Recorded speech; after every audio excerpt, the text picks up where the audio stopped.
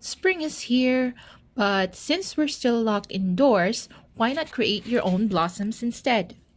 Hi, my name is Leslie, and for this week, I'm going to show you how to make a crepe paper flower, a peony. Now, I don't use a template.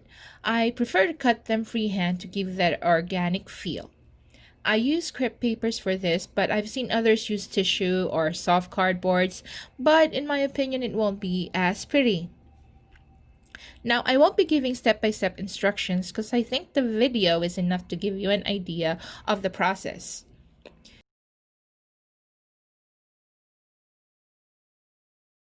After creating the stamen, cut out 3 size petals, small, medium, and large, around 7 each, and then arrange them one by one around the stamen, one petal overlapping the next.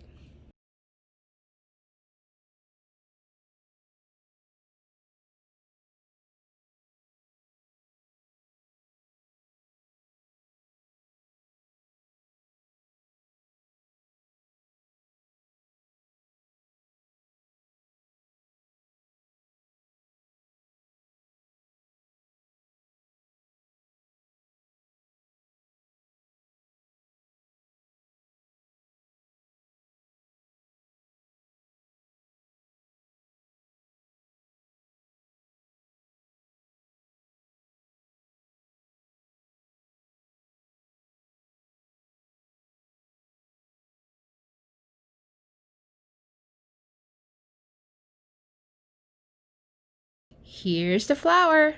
Isn't it pretty?